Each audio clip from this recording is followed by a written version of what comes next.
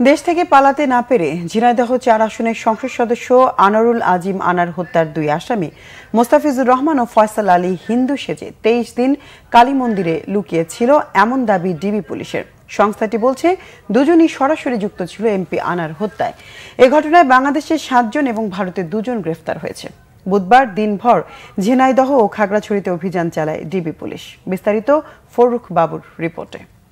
ঝিনাইদহ ৪ আসনের সংসদ সদস্য আনারুল আজিম আনার হত্যার নেপথ্যের নাটক পিছু ছাড়ছে না।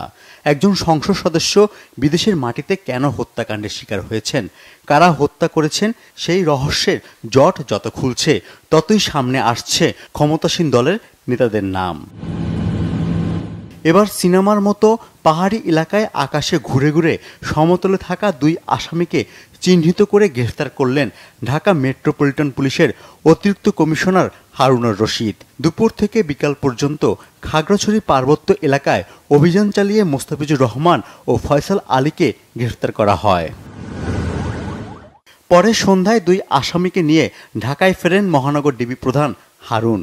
জানান, গ্রেফতার ২ আসামি ১৯ মে দেশে ফিরে আসে। তারা শিমুল ভূঁইয়ার সাথে থেকে এমপি আনারকে হত্যা করে।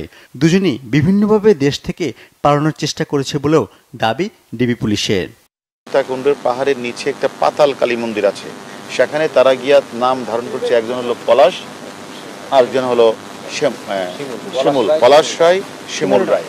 এই নাম ধারণ করে দুজনেই হিন্দু সেজে তারা সেখানে ওই কালী মন্দিরে থাকে। আমাদের কাছে যে মোস্ট ওয়ান্টেড ওইখানে শিমুল ভূঁইয়ার সাথে যারা মূল কাজটি করেছে তারই মূল সহযোগী ছিল আজকে যে ২ জনকে আমরা গ্রেফতার করেছি, সে হলো ফয়সাল এবং মুস্তাফিজ।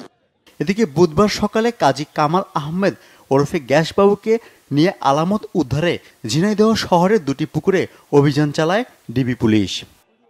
কামাল আহমেদ বাবু বিজ্ঞ ম্যাজিস্ট্রেটের সামনে আদালতে যে 164 করে যে কথাটা বলেছেন যে উনি এই যে আলামত 3টি মোবাইল ফেলে দিয়েছেন পুকুরে, সে মোবাইলটা উদ্ধার করতে পারলে আমি মনে করি মামলাটা আরও একটু পরিপক্ক হবে। এবং গত ১২ মে চিকিৎসার জন্য কলকাতায় যান আওয়ামী লীগের সংসদ সদস্য আনারুল আজিম আনার।